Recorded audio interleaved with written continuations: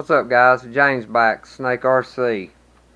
Just want to do a little quick video here. Nothing too long or in big detail. Just wanted to do a little bit of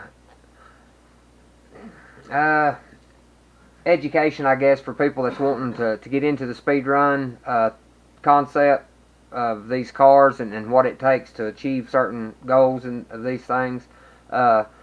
We'll kind of go through this pretty quickly, not to bore anybody. First of all, the body. If you're wanting to run 130, 40, 50-ish mile an hour, this body will be fine. The body that comes with the Arma Limitless, this will be perfectly fine. If you're wanting to achieve, higher speeds, then definitely going to want a Delta's plastic body. That's a proven aerodynamic body. Now, if you're fine with, like I said, the 130s, 40s, 50-ish mile an hour, just a simple setup, XLX2, motor of your choosing, I'm got a 1650 kV Castle Creation motor. You can run a TP, a couple of 4S batteries, and you'll be fine. Set your shocks up. You don't want your rear to, or your front to get any higher, be setting up any higher than your rear, or you're going to get a blowover. It's going to make for a bad day. Run foams if you like, or run rubber if you like. But now, if you want to get into the higher speeds, the 180s, 190s, and above, then there's a few things that you're going to have to do. For example, my shocks in the rear, I have tightened all the way up. I have fuel tubing on the rod so that my shocks can only go down so far. Making sure that when I get squatted under load, that my car is setting level and my front end is never higher than my rear end, so that helps me to keep from getting a blowover. You can still get blowed over at 110, 15, 120 mile, 120 mile an hour. Hit something in the road or whatever, it can still happen. There's a lot of factors that come into play at running those high rate of speeds, 70s, 80s, 90s, and above. You got, headwind, tailwind, crosswind, the temperature outside, what's the surface that you're running on like? Is it slick? Is it real, grippy? Is it tacky? What? There's so many different things. Now, I run foams. I'm using BSR XX Pinks because I can true these tires to what I want them to be, to whereas rubbers is rubber tires like a BSR, your GRPs, they're not. You just can't do what you can with the foams, and that's fine. Rubber is fine. A lot of people prefer the rubber. Like I say, we're just talking about how to achieve those goals and things that you need to look forward to. This is what you're going to have to do. Drive shafts. These two came, or the factory ones, obviously, they came warped right out of the box. It's going to cause a vibration. So those are out of here. Going to be running perfect pass carbon fiber shafts in order to achieve the 180s, 90s, and above. Diffs front and rear. Need to make sure that you shim them correctly so that the mesh is good. That way you don't have any slipping of the diffs. Also, your steering servo, you want to, run a decent steering servo. I'm using the MKS 550L, I think it was. I've had it about a year. It's about wore out, but it's still a perfect servo.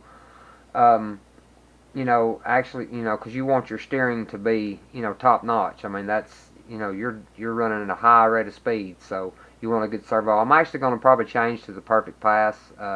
What is it, Max or something like that Rod Schifrin has out. Also, don't have to have, but I'm going to be running the perfect pass launch control. I agree with Raz on that. The human just is not going to have that throttle pull linear line consistency every single time. It's not humanly possible. You don't have to have it to achieve those goals. but it's easier with that. I agree. So I'm gonna be purchasing one of those. Your chassis, chassis fine. Like I said, this setup right here would be fine with 130s, 40s, 50s, maybe a little more. But I'm going after the higher goal. So scorched RC chassis is a must-have. Carbon fiber obviously makes it lighter, thus giving us more room as well, with it being wider for different motor positioning, different places to put your ESC, your batteries, so on and so forth. So that's something else that we will be getting for this unit for the speed that we're trying to accomplish, which is the record of 205 or higher. You've also got tow and camber. I guess the main thing that I could say about this setting up these cars is patience. Guys, you've got to have patience. I mean, you're not going to just go out here and buy one of these cars and buy this big motor and ESC and fancy batteries and stick on it and put it on the road or the track or whatever you're running on and pull the trigger and hit 200 mile an hour. It's not going to happen. There's a whole lot of setup that's got to be done. Diff Fluids, I'm going to say is your call. I've heard Ross Schifrin say he's run lockers. He's run 1 million front and rear. James McCoy, I think he said he's running 500,000 in front, 200,000 in the rear. I think I even heard him say that he didn't even change them at one time, and it was fine. He just thickened it up because he did want to get a little more traction to the ground. I'm running 500,000 front and rear. Gyro. Lot of questions when it comes to gyro. Should I run gyro? Should I not run gyro? I've got the V1 Limitless sitting here behind me that I have ran without gyro, and I have ran with gyro. I can run it either way, but running it at those top speeds, I'm going to stay with the gyro. I can tell a big difference in using the gyro for the way that I drive. I guess you could say maybe I'm heavy-handed, so it takes less correction from me if need be, versus what it would without, which I would overcorrect and then I would spin her out.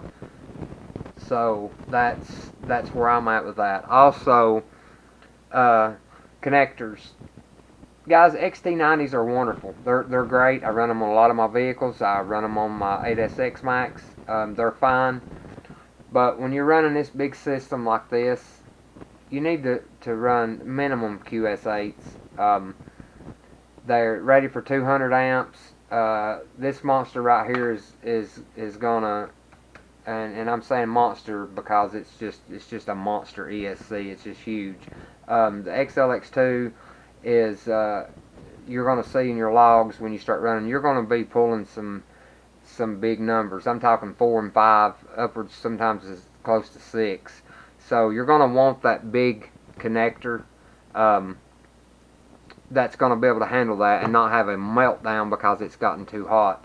But just know that going into this, because like I say, I feel like people are getting, some of the wrong impressions, I guess you could say. That it's just, buy this stuff, put on it, set it up a little bit and go, and that's just not how it is. There's a lot to setting these cars up to get them to perform. Like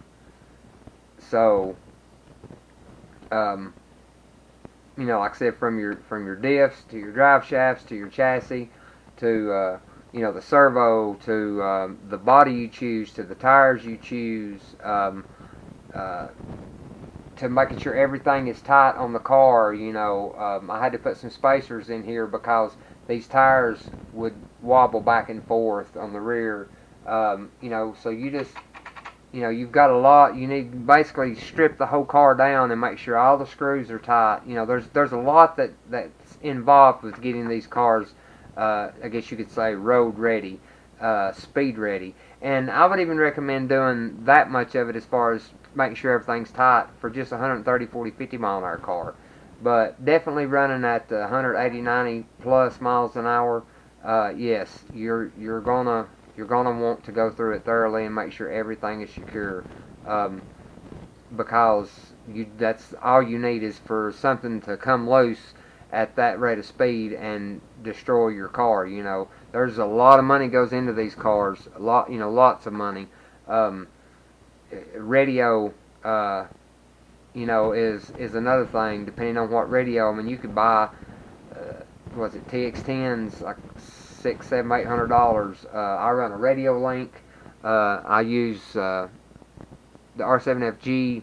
I've got new antennas, 400mm antennas coming.